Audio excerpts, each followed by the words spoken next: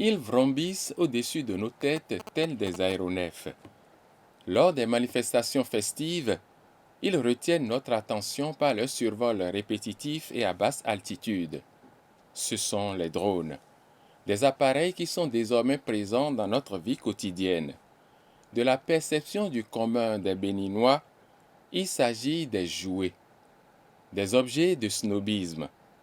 Mais à y voir de plus près, au-delà de ces appréciations simplices, de l'achat à l'utilisation des drones, il s'agit d'un outil très sensible de travail qui requiert des réglementations.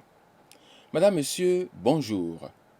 Dans ce premier numéro de votre émission Éclairage, nous allons parler des drones. Le drone et le développement, c'est le thème de cette émission, avec un invité en studio. Monsieur Daniel Tossou, bonjour. Bonjour, monsieur le journaliste. Merci d'avoir accepté notre invitation à BLTV. C'est moi. Je vous présente tout de suite. Vous êtes docteur en cartographie. Vous êtes président de l'ABEPA Drone. Entendez, Association béninoise des professionnels et amateurs de drones. Il faut également ajouter que vous êtes télépilote. Et c'est ça qui nous impressionne beaucoup. Qu'est-ce qu'un télépilote? Merci, monsieur le journaliste. Le télépilote, c'est celui-là qui, au cours d'une formation, a bénéficié des appuis pour utiliser ce que vous avez appelé tout à l'heure le drone. Et le drone, c'est un engin muni de moteurs, de caméras et d'hélices qui peut être envoyé à distance par le télépilote à base d'une radiocommande pour prendre des vues en hauteur, pour prendre des enregistrements photo-vidéo. Et donc, le télépilote, c'est normalement quelqu'un qui a fait une formation de pilotage du drone pour savoir dans quelles et quelles conditions il peut l'utiliser et qu'il maîtrise aussi bien la réglementation existante. Très bien, vous avez parlé de formation, nous y reviendrons au cours de cette émission. Mais déjà, vous avez lâché le grand mot, c'est le drone. Le drone, qu'est-ce que c'est qu'un drone? Vous l'avez défini tantôt, mais est-ce qu'on peut aller beaucoup plus dans la profondeur des détails dans cette définition? D'accord, merci beaucoup. Le drone, c'est un engin, un capteur, comme je l'ai dit, muni d'un moteur, muni d'un GPS et surtout d'une caméra. Vous savez, l'homme l'a inventé parce que nous avons besoin de prendre des images en 3 dimensions. Nous avons besoin d'envoyer ces outils là où l'homme ne peut pas aller. Et par conséquent, il a fabriqué le drone et il y a inséré la caméra qui permet de prendre des vues aériennes en 3 dimensions, je l'ai dit tantôt. Mais il est piloté à distance par un spécialiste à partir d'une radiocommande. Donc, l'outil est utilisé, mais envoyé à distance par la radiocommande, mais manipulé par ce spécialiste qui est le télépilote. Donc, au fait, là où l'homme ne peut pas être pour mettre son œil, il met l'œil du drone pour pouvoir voir plus clair dans une situation qui est assez loin de lui. Exactement, et votre question ramène à, en fait, l'historique du drone. Très bien. Et voilà pourquoi, pour des fins militaires surtout et de sécurité, l'homme étant toujours dans les fins de guerre, d'espionnage, a fabriqué cet engin pour éviter de sacrifier les humains. Et donc, pour pouvoir espionner un État, une nation, une association, une institution, l'histoire remonte que ce soit les Américains, les Russes, les Israéliens, ils ont fabriqué cet outil pour l'envoyer aller voir un peu comment l'ennemi se prépare. Aller voir ce qu'ils ne peuvent pas se déplacer et voir. Et c'est pour ça qu'ils ont imaginé cet engin-là pour l'envoyer, pour aller localiser là où l'ennemi se trouve et afin de prendre sa position stratégique, sa position militaire et voir comment il est structuré. Donc c'est beaucoup plus pour des fins militaires que les premiers besoins du drone avaient été pensés. Et donc il a servi, c'était beaucoup plus pour la sécurité et donc pour les fins militaires. Mais aujourd'hui, le drone est beaucoup plus pour un usage civil. C'est Nous pour y ça que reviendrons certainement. beaucoup plus les civils s'en approprient et l'utilisent beaucoup plus que les faits militaires. Est-ce qu'on peut revenir un peu à l'époque de la création du drone? Est-ce que vous avez une idée de depuis quand le drone a été créé? Oh, le drone a été créé depuis 70 ans en arrière, parce que l'homme est toujours dans les guerres. Si on remonte à la Première Guerre mondiale, à la Seconde Guerre mondiale, ces besoins avaient été spécifiés. Et donc, déjà dans l'espionnage, je ne vais pas citer aujourd'hui des nations qui Oui. sont maîtres de l'espionnage, et donc ils envoient les outils à des centaines de kilomètres pour aller voir comment l'ennemi se comporte, comment il est équipé, il y a combien de personnes armées dans telle chose. Et c'est des outils qui fonctionnent de jour comme de nuit, parce que munis de caméras infrarouges qui, dans la nuit, permettent de voir ce que l'homme ne peut pas aller constater tout de suite, parce que, restant dans des positions stratégiques, il envoie, plutôt que de sacrifier des militaires, des ressources humaines, on a limité énormément le sacrifice des hommes en envoyant des engins pour aller voir un peu ce qui se passe à distance. Les drones doivent exister de plusieurs types. Oui. Nous avons justement, je peux dire, deux sortes de drones.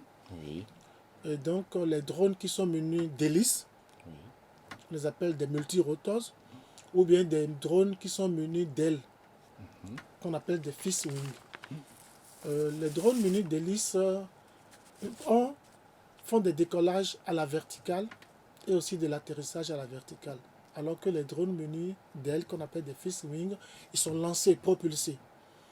Dans les deux cas, le choix se porte sur qu'est-ce que je vais faire avec mon drone.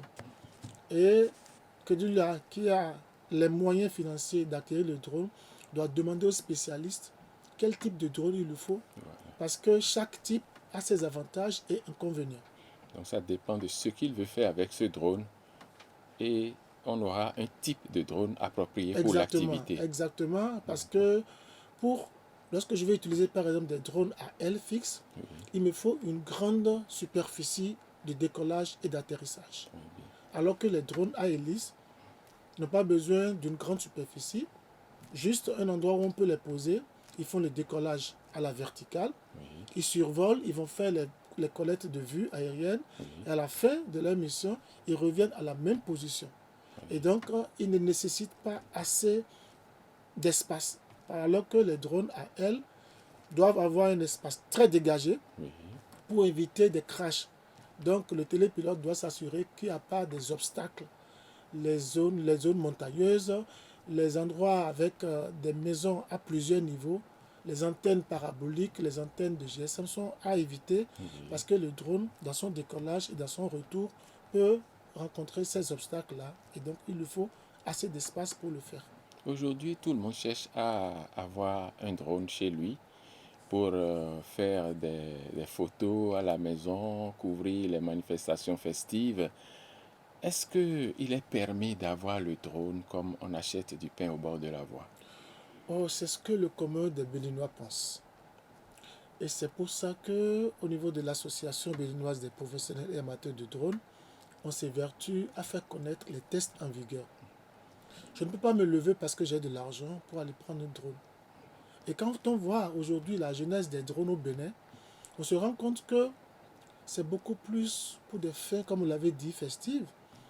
La prise de photos, l'enregistrement des photos, des vidéos, la réalisation des documentaires.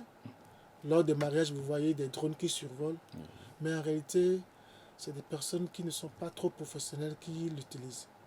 Et donc, avant d'acheter le drone, il faut d'abord s'assurer que les tests en vigueur au Bénin l'autorisent.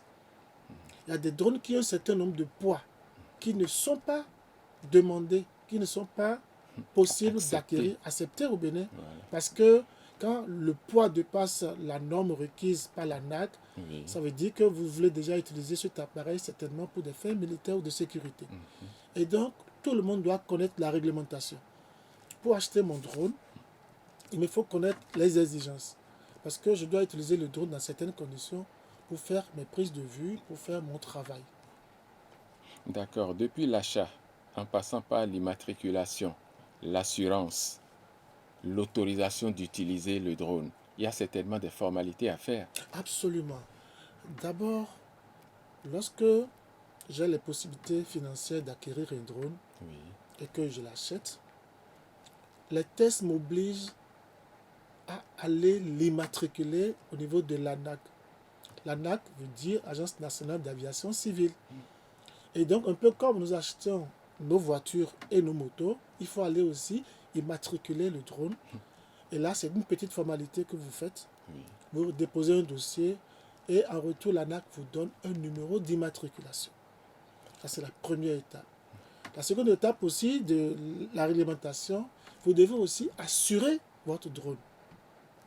Nous accompagnons aujourd'hui beaucoup de sociétés d'assurance pour pouvoir, parce que ça n'existe pas au Bénin, et donc on est en train de les accompagner pour pouvoir faire une cotation pour nous assurer les drones.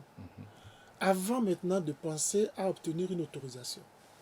Nombre de Béninois ne savent pas que même si je veux faire le survol de ma résidence, ou je veux faire le survol de mon champ d'igname ou de ma plantation, je suis obligé de demander une autorisation de survol à l'ANAC en produisant un certain nombre de pièces. Pourquoi c'est aussi important de le faire? C'est important parce que le drone utilise un espace aérien. Bien sûr. Et l'espace aérien est régi par des tests. Le drone n'est pas utilisé au sol, il est envoyé en l'air. Et Bien quand on sûr. parle d'espace aérien, ça veut dire qu'il y a assez de tests qui l'entourent.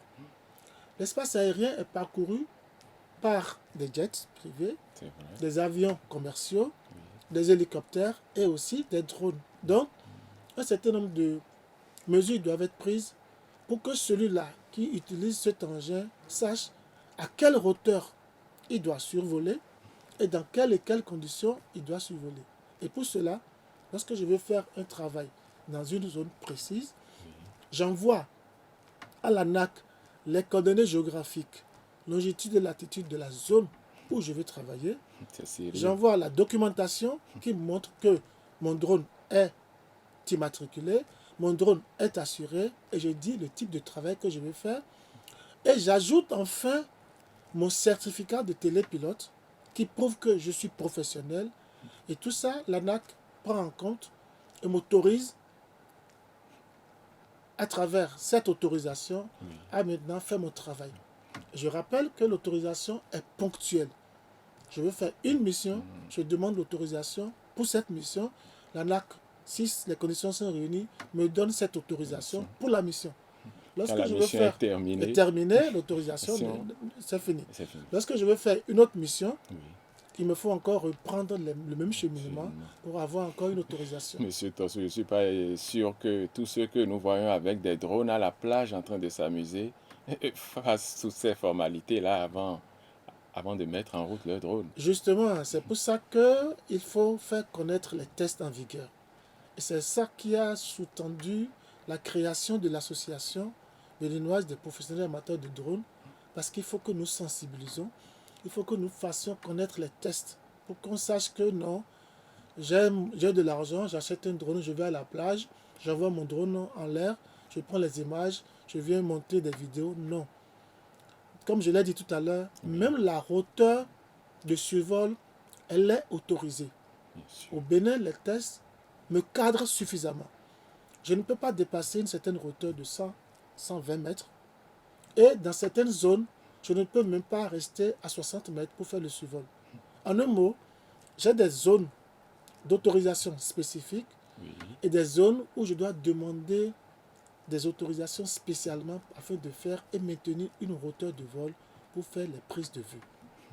Tout le monde n'a pas cette perception des drones et je crois que nous allons rentrer dans le vif du sujet dans notre deuxième partie, Monsieur Tossou, en voyant un peu l'usage qu'on fait du drone au Bénin et également le rôle de l'État et des associations professionnelles dont vous êtes un des présidents ici pour développer ce secteur et également bien cadrer ce secteur afin que de la naissance déjà cela ne dérape. Nous allons revenir sur cet aspect du sujet dans notre deuxième partie de l'émission.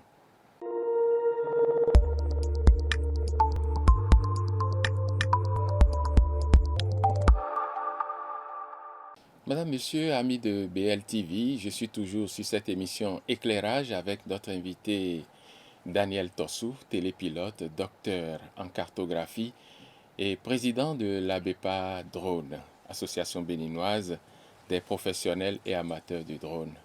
Alors, Monsieur Tossou, quels sont les usages habituels que les gens font du drone dans notre pays, le Bénin? Merci bien, monsieur le journaliste. Oh, de façon courante, les 90%, j'allais dire, Oui, des besoins des Béninois à utiliser le drone euh, s'occupent des photos, vidéos, l'enregistrement des mariages, les matchs de football, en tout cas les les événements, clips tout ce qui est vidéo, événementiel, les clips vidéo, oui, et puis bon, l'enregistrement des événements pour animer le journal, par exemple, à la télévision. bien sûr. Donc c'est beaucoup plus pour des fins de photos, vidéo. Mais il y a encore beaucoup d'autres usages Usage, qui commencent aujourd'hui. À savoir que le drone, il est utilisé dans le domaine du foncier, bien sûr. de la cartographie, Mhm, du suivi des chantiers, bien sûr. dans le domaine agricole Oui, et aussi dans le domaine du transport. d'accord. Quand je prends le domaine agricole, Je ne vous arrête pas, Monsieur Tossou. Est-ce que le Bénin ne l'a pas approprié aussi dans le domaine de la sécurité? Parce que c'était le but premier de la création du drone. pour le moment, je ne peux le dire, je ne connais pas le secret au niveau De la de la sécurité. sécurité, Ok. mais normalement, le drone est utilisé aussi parce que l'actualité fait comprendre que tout il y a quelques jours, des drones français survolant le territoire burkinabé ont eu à massacrer, les drones ont eu à massacrer les djihadistes allant jusqu'à atteindre leur vie. Et donc, je ne peux pas le dire aujourd'hui parce qu'on ne sait pas encore l'usage des drones au niveau des forces armées béninoises. Mais normalement, c'est aussi un engin très stratégique qui est utilisé à cette fin. Mais pour nous, civils, Oui, nous qui travaillons avec l'ANAC Bénin, c'est oui, beaucoup plus pour des travaux dans le domaine de l'agriculture, oui, pour faire la cartographie. Aujourd'hui, les images que nous prenons à partir des caméras de très haute résolution nous oui, permettent de développer des algorithmes pour prévoir la prévision, pour prévoir, pardon, le rendement oui, de nos productions agricoles. Et avec les drones, on fait aussi de la pulvérisation pour détruire les insectes afin de faciliter l'accroissement des plantations. donc les drones peuvent porter des bagages. Oui, les drones portent des charges fixes. Oui, portent des charges fixes, des réservoirs avec lesquels on fait la pulvérisation. Les drones les portent suivant leur gabarit. Et donc, on l'utilise suffisamment. C'est pour ça qu'on parle de e-agriculture et agriculture de précision. Et donc, les drones sont utilisés pour faire la pulvérisation réellement des champs et plantations Oui, afin de détruire les insectes qui endiguent la bonne croissance des plantes. Nous utilisons également le drone, comme je l'ai dit tout à l'heure, dans le domaine du foncier, oui, qui permet de faire le survol aérien, de réaliser des modèles numériques de terrain et de réaliser des orthophotos qui sont des supports qui montrent l'occupation de l'espace en termes de zones à culture, oui, de zones habitées oui, et de zones en cours d'utilisation par les jachères, par les cultures, les plantations. Un dernier usage que nous avons fait, nous, au niveau de l'association, il y a quelques jours, au niveau du drone, oui. c'est le transport des produits médicaux.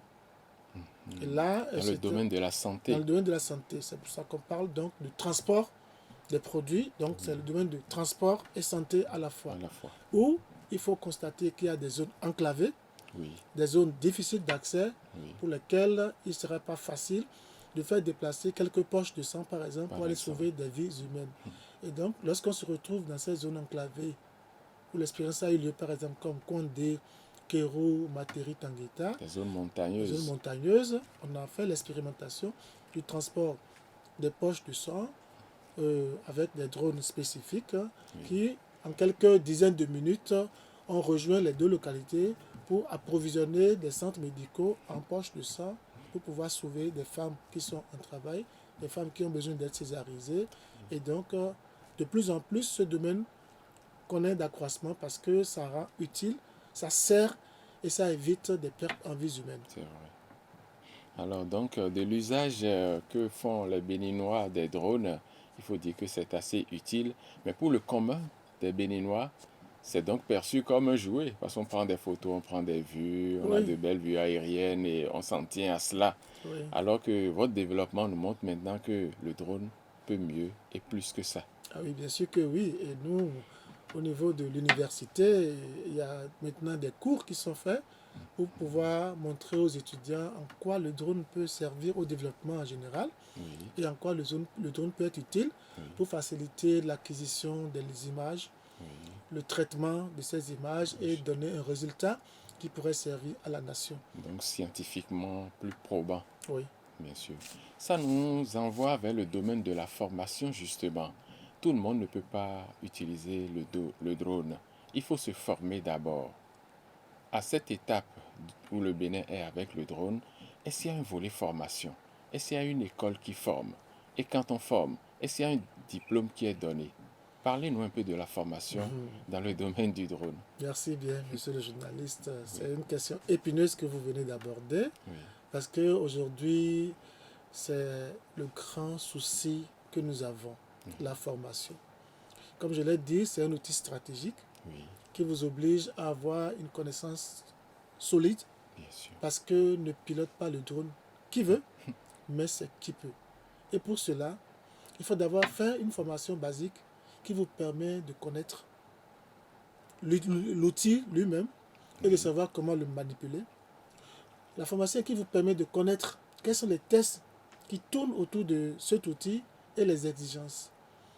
Aujourd'hui, au Bénin, nous n'avons pas encore de centre agréé parce que, quand je vais caricaturer pour montrer que avant d'utiliser une voiture, vous devez oui, passer le permis de conduire. bien sûr.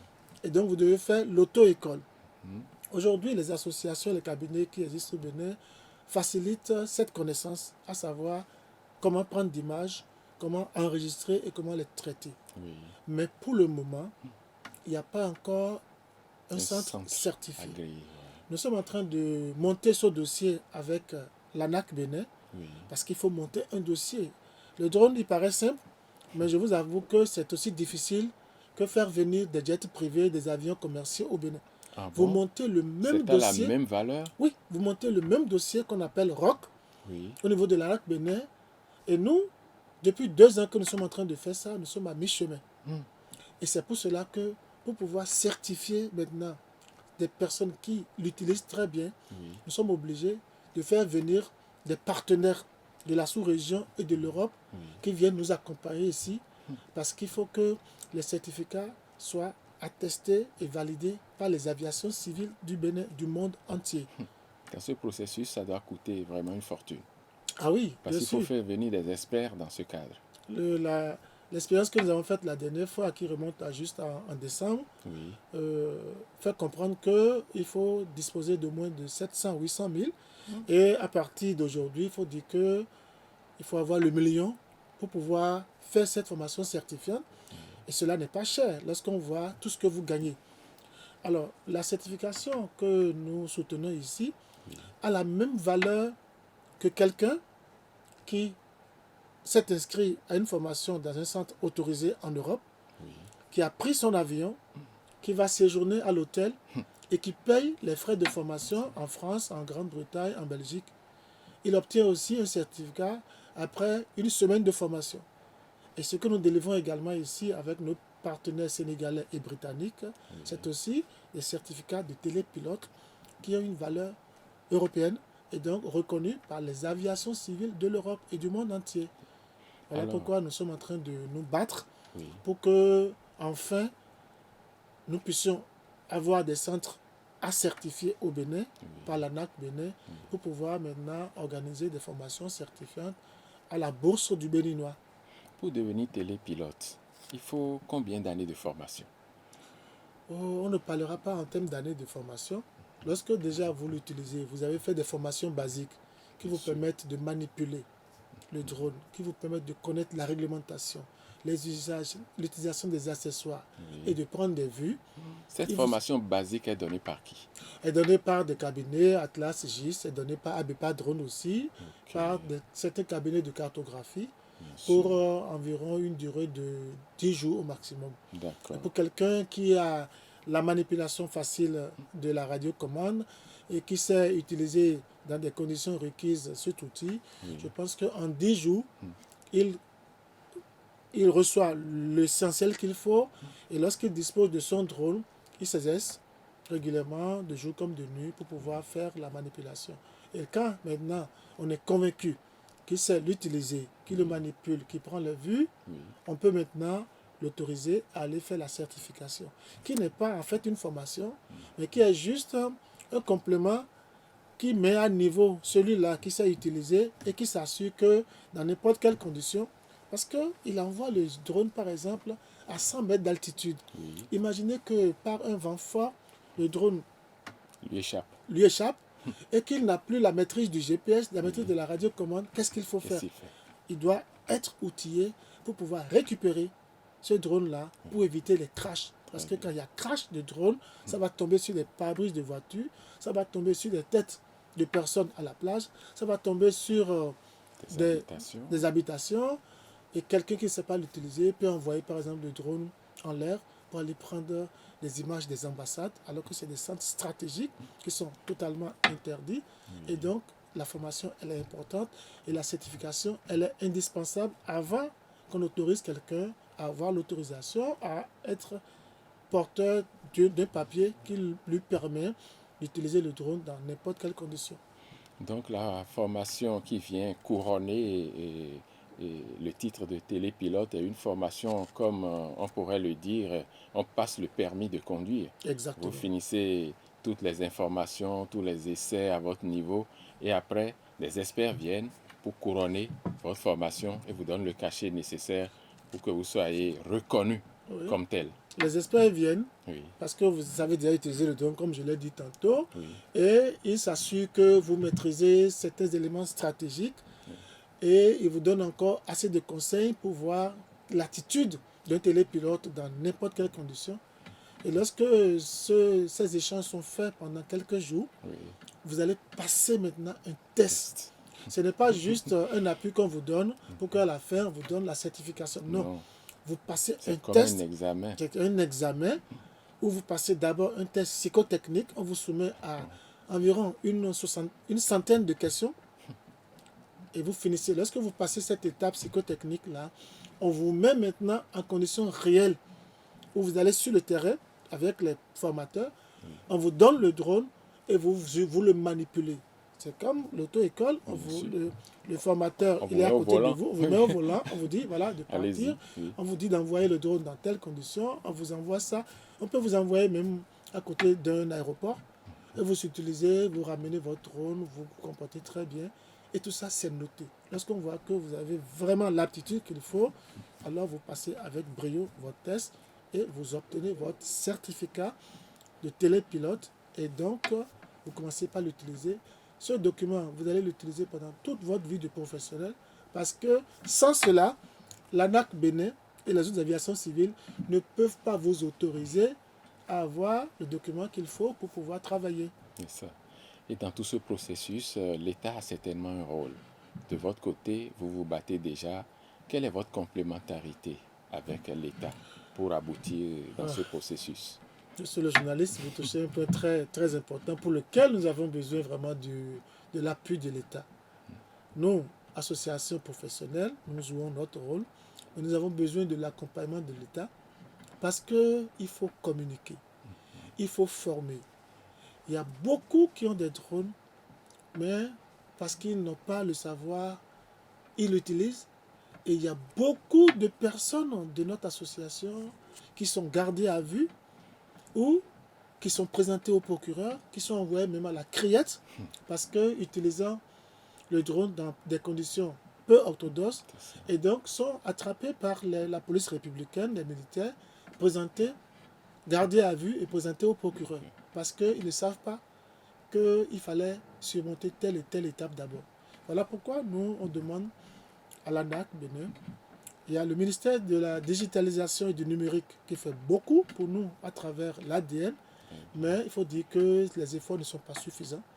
Tous les équipements, nous les avons, et alors que nous avons besoin de former, de recycler, nous avons besoin de communiquer, parce qu'il faut faire connaître les tests, il faut faire connaître que lorsque je suis en France et que je veux venir au Bénin, en arrivant déjà à l'aéroport, la douane béninoise est déjà avertie que tous ceux qui sont munis de drones, on doit leur arracher cela, amener le drone à l'ANAC et demander à ces voyageurs de passer le lendemain à l'ANAC Bénin, bien sûr, pour aller immatriculer leur drone. Beaucoup prennent ça comme si c'était énervant ou bien c'était trop militaire. Non. En fait, c'est les tests qui l'exigent. Lorsque vous remplissez les conditions, l'ANAC Bénin, en 2-3 jours, immatricule votre drone, vous le retourne et vous demande d'aller faire des formations requises pour pouvoir l'utiliser. Donc nous avons besoin plus que jamais de l'accompagnement de l'État, des ministères sectoriels, ministère du Transport, ministère de la digitalisation et du numérique, pour pouvoir nous aider, nous, au niveau de l'association, nous qui faisons déjà beaucoup de choses sans l'aide de l'État central, et donc pour qu'on puisse être soutenu pour avoir le maximum de personnes bien formées, le maximum de télépilotes au Bénin.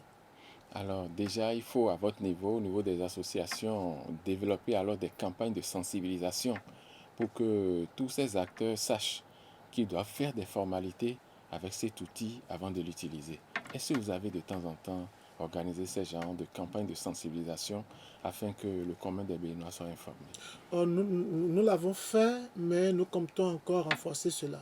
Et il y a quelques jours seulement que nous avons écrit à des ambassades, toutes les chancelleries du Bénin, pour nous accompagner afin de réussir une première campagne de sensibilisation de l'année 2022. On compte le faire avec au moins 250 personnes qui adorent le drone, qui sont amateurs, mais qui ne sont pas forcément professionnels.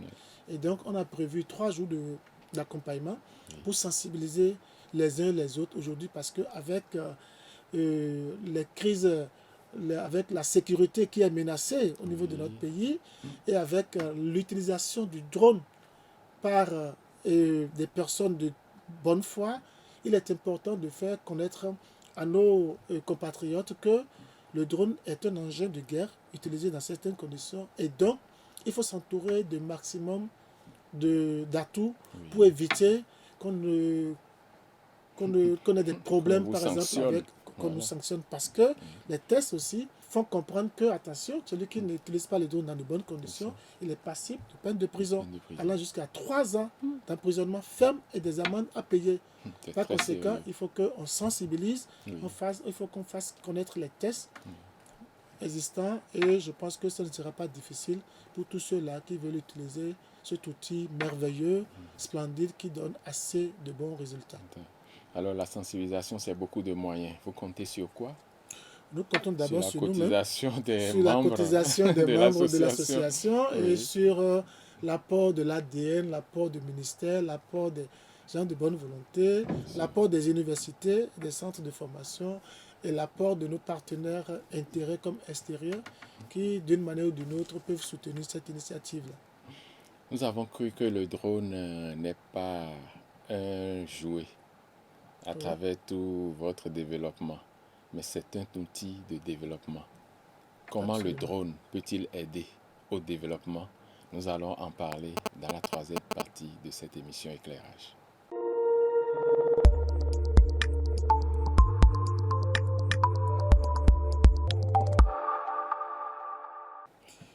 Retour donc sur ce plateau, le drone et le développement, 3e et dernière partie. Nous allons discuter avec notre invité en studio, Daniel Tossou, de ce que le drone peut apporter pour la prise d'une bonne décision en matière de développement. Daniel Tossou, le drone comme outil de développement, en quoi ça peut aider à prendre une meilleure décision en matière de développement? Merci bien, monsieur le journaliste. Lorsqu'on voit les domaines dans lesquels on utilise le drone et on lit cela au développement, on se rend compte qu'aujourd'hui, c'est un outil qui vient nous faciliter un certain nombre de dispositions, et c'est un outil qui nous permet d'avoir de très bons résultats. Lorsque, pour rester collé à l'actualité, je veux faire de la surveillance au niveau des frontières, par exemple, on peut bel et bien, et on utilise les drones. C'est vrai que pour le moment, le Bénin n'est pas encore allé loin dans cette thématique-là, mais qui parle de développement, parle de sécurité des biens et des personnes. C'est vrai. Et vous allez faire la surveillance, comme je l'ai dit tantôt, des personnes qui rentrent, des personnes indésirables et le suivi de l'occupation des localités frontalières pour les communes qui sont dans cette situation. Et lorsque vous voyez par exemple qu'il y a des zones qui sont enclavées, des zones difficiles d'accès, le drone permet de faire la cartographie. Et la cartographie est un outil d'aide à la décision. Lorsque vous ne maîtrisez pas votre territoire, vous ne pouvez pas développer, mettre en place un plan d'aménagement. Et donc, avec les prises de vue, nous avons le mètre carré qui est sécurisé. Au détail près. Voilà, on fait le survol aérien de toute une commune, de tout un pays au détail près, et vous sortez cette cartographie qui montre les infrastructures socio-communautaires, les pistes, les sentiers, les voies de communication. Et vous avez alors un document basique qui vous permet de maîtriser votre espace. Lorsqu'on utilise par exemple le drone dans le domaine de transport et donc de la santé, en sauvant des vies humaines, vous amenez ces acteurs du développement à mener correctement leurs activités et donc à ne pas avoir un certain nombre d'indisponibilités pour pouvoir mener à bien leurs activités. Et donc aujourd'hui, pour aller dans le domaine du foncier, vous savez, beaucoup de crises et de conflits se notent au niveau du foncier parce qu'il y a l'insécurité foncière. Alors, qu'est-ce qu'il faut faire? Il faut mettre en place un outil qui clarifie le domaine des uns et des autres. Et par conséquent, hier, qu'est-ce qu'on utilisait? On utilisait les images satellitales. Et donc, on commande à des firmes internationales. Et des années après, on a pensé à fabriquer des avions, non seulement du transport de personnes, mais aussi des avions équipés de caméras qui font également les prises de vue aériennes. Mais c'est coûteux parce que vous allez dépenser des millions de francs CFA pour faire des couvertures juste de quelques centaines d'hectares et de kilomètres carrés. Mais depuis que les drones sont venus, nous avons pratiquement constaté que c'est une révolution. Il est très facile de demander une image aérienne de n'importe quelle partie du Bénin pour que en quelques heures, en quelques jours seulement, les télépilotes aillent pour vous prendre ces images, pour venir les traiter et pour vous montrer la cartographie réelle. Si bien qu'on n'a plus de contraintes en termes de délai pour obtenir les vues et le drone offre les meilleures résolutions d'images. Avec le drone, on peut faire des images aériennes de 1 cm, de 2 cm de résolution. Et donc, vous voyez tous les objets ayant des tailles minimales se retrouvent lisibles au niveau de ces images-là.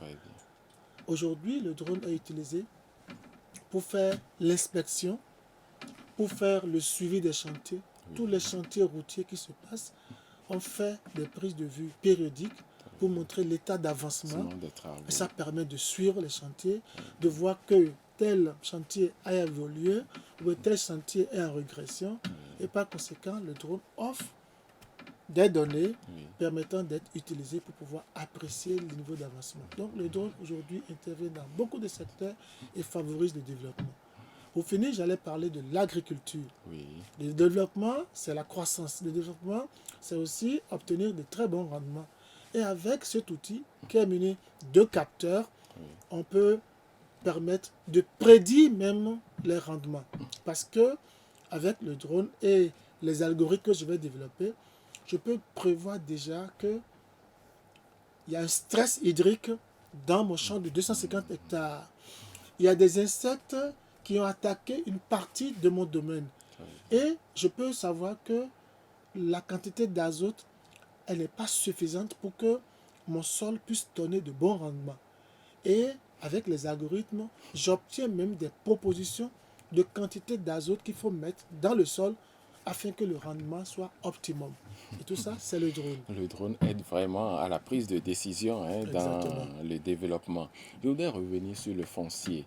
Est-ce qu'aujourd'hui, nos géomètres qui essaient de quadriller les terrains pour nous utilisent le drone. Le drone, c'est la précision, je le comprends. Les outils qu'ils utilisent et qui semblent, j'allais dire, la précision, est-ce qu'il ne serait pas bon que des cabinets de géomètres aient désormais des drones pour avoir beaucoup plus de précision euh, dans leurs travaux qu'ils rendent pour le développement de nos communes et même à titre personnel?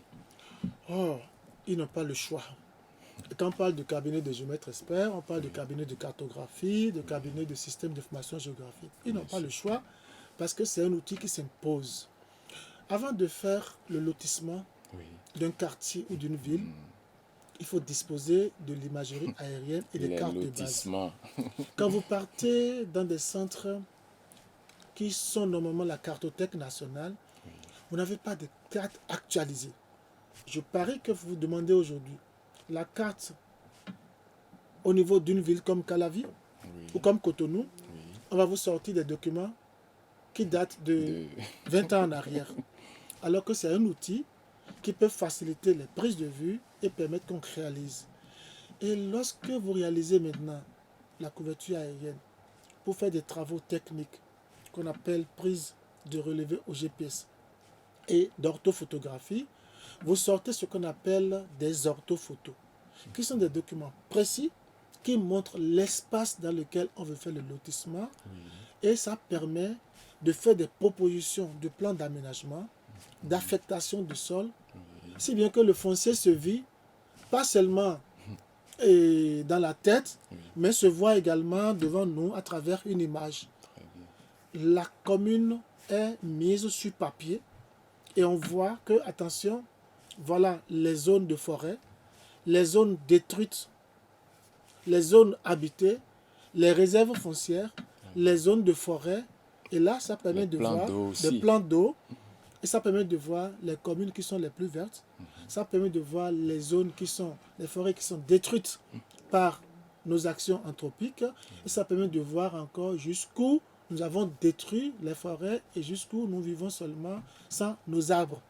Et donc, avec le drone, la gestion de l'environnement est facile parce qu'on peut apprécier le niveau de dégradation et le niveau où on peut assez faire encore des reboisements. Oui. Alors, la suivi des chantiers.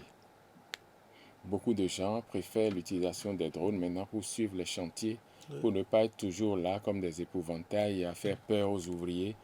On fait passer le drone, on sait déjà de tel jour à tel jour quelle évolution il y a eu dans la construction du bâtiment, par exemple. Oui. Et ça, j'amène votre exemple juste à quelqu'un qui est en France ou aux États-Unis et qui, parce qu'il a un peu de moyens, a confié à son frère, à des amis, la construction de sa résidence. Il leur envoie de l'argent régulièrement, mais nous savons que beaucoup de cas de déception se posent parce qu'on vous fait croire que votre maison est en construction, on vous fait miroiter des parcelles d'autrui ou des maisons d'autrui en construction et finalement vous n'avez rien. Alors qu'avec cet engin, nous recevons assez de clients qui viennent pour dire j'ai mon domaine en construction, je ne suis pas présent, faites-moi le suivi de mon chantier et je vais obtenir chaque semaine les images de toutes les façades afin d'apprécier l'évolution parce que j'ai un temps limité et je dois finir ma construction au bout d'un temps. Dans le suivi des chantiers routiers ou dans le suivi des constructions d'usines ou bien par exemple on parle de Glodjibé. Oui. Voilà. La zone économique La spéciale. zone économique. Alors, on n'a pas besoin de se déplacer chaque fois pour aller voir.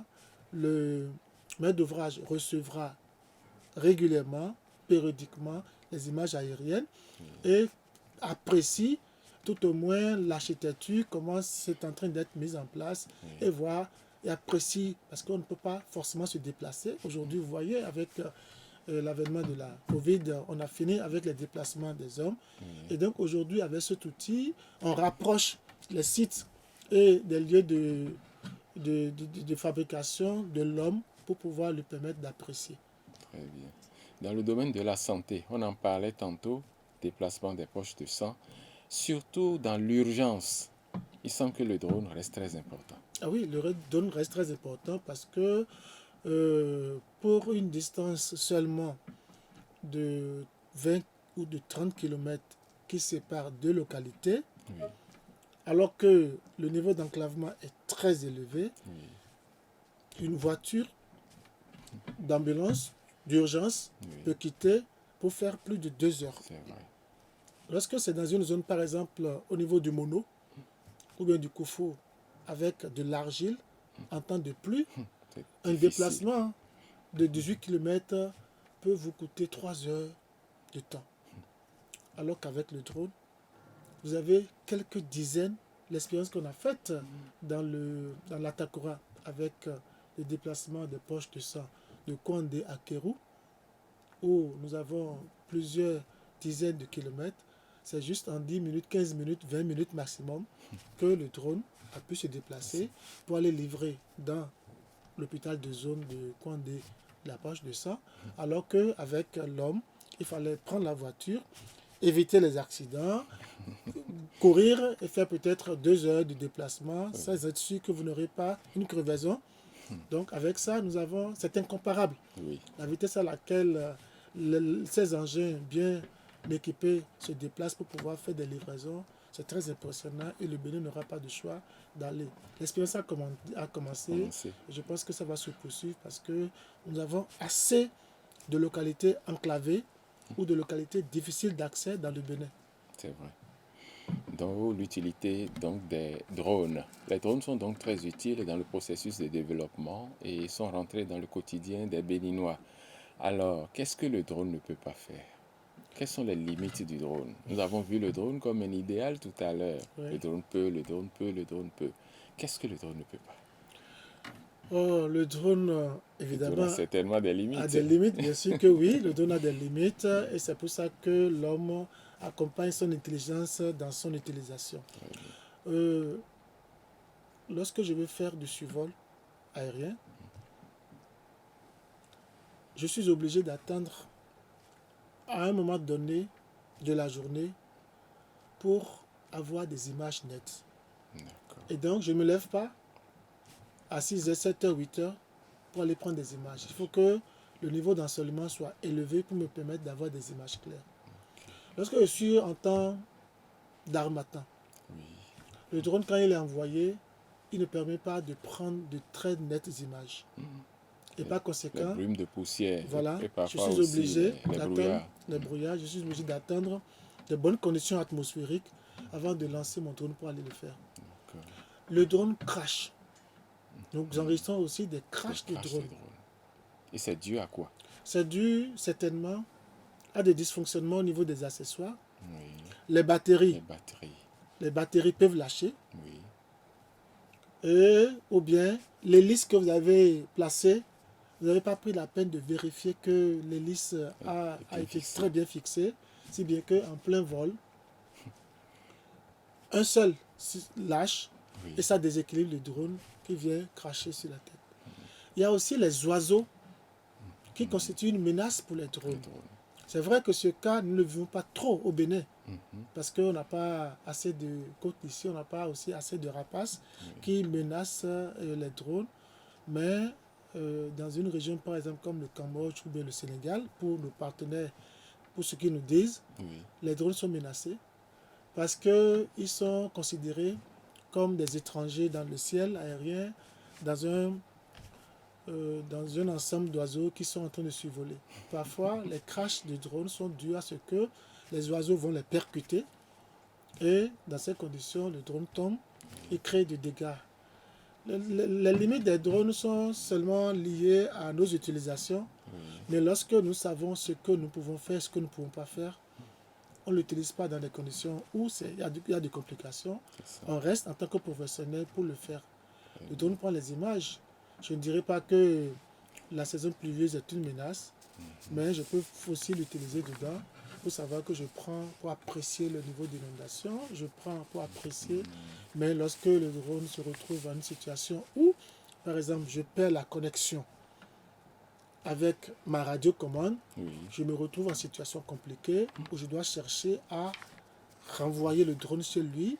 Je manipule les outils où le drone, une fois appuyé, doit revenir à la maison, mais il est basculé parfois par le vent, par la tempête, et il se retrouve à un lieu non recommandé. Et je perds totalement alors que je l'ai acheté à plusieurs millions, surtout avec la caméra. Il se retrouve dans une forêt totalement détruite, ou il se retrouve dans la mer. Voilà, autant de limites pour les Oui. drones. Nous sommes presque à la fin de cette émission, Monsieur Daniel Tossou. Est-ce que vous avez des appels à lancer? Oh, avant de lancer mon appel, je voudrais vous remercier, vous qui avez vu juste en nous invitant pour cette émission. J'ai la première, j'ai entendu tout à l'heure, je me réjouis d'être votre premier invité. Oui. Et donc, les appels à lancer, c'est à l'endroit de ceux-là qui sont passionnés d'abord, pour qu'ils sachent que tout le monde est sous menace aujourd'hui. Avec le djihadisme, nous ne devons pas utiliser le drone dans n'importe quelle condition. Et donc, que les amateurs et ceux qui veulent être professionnels viennent encore travailler avec nous au niveau de l'association. Comme ça, on va être sûr qu'on s'est bien organisé et que nous pouvons nous donner la main pour aller de l'avant. Et je vais finir mon appel en direction des autorités étatiques, ministérielles et aussi à l'endroit, pourquoi pas, du président de la République. Parce que dans ces ministères sectoriels, il y en a qui utilisent la thématique drone pour avoir de très bons résultats. J'ai cité tantôt le ministère de la digitalisation à travers l'ADN et le ministère des Transports à travers l'ANAC qui peuvent vraiment nous aider. Il y a un groupe de travail créé justement par l'ANAC dans lequel nous jouons un grand rôle pour pouvoir faciliter la compréhension de la mission, pour pouvoir aider les décideurs à nous aider, nous aussi. Et c'est pour ça que j'invite tous ceux-là à qui nous demandons ponctuellement des appuis de ne pas hésiter à venir vers nous, parce que c'est aujourd'hui un domaine qui se développe assez. Lorsque on a demandé à réunir les professionnels à l'occasion de la journée mondiale des drones, il fallait venir voir le nombre de personnes, de grandes personnes, des étudiants, des cadres des ministères et des enfants qui ont sorti des drones pas possibles, tout petits, mais qui font des merveilles parce que tout le monde l'utilise pour sa passion, pour prendre des images, pour montrer comment le pays évolue. On prend les belles images aujourd'hui du pays parce qu'on est en plein asphaltage, le pays, les voies sont très belles et assez d'infrastructures physiques qui sont réalisées. Et donc le drone permet aussi de faire connaître notre pays.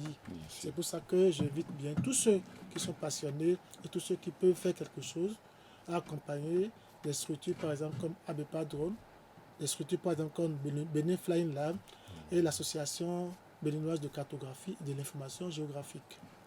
Merci, Monsieur Daniel Tossou, d'être passé dans les studios de BLTV. Vous étiez dans l'émission, le tout premier numéro d'ailleurs, de l'émission Éclairage, qui a parlé aujourd'hui du drone et du développement. Chers amis téléspectateurs, le drone n'est pas un jouet. Le drone, c'est un appareil très sensible. Il faut donc faire les réglementations, les formalités nécessaires avant de l'utiliser. Vous qui avez suivi cette émission, nous vous remercions d'être resté fidèle à BLTV. Merci et à très bientôt.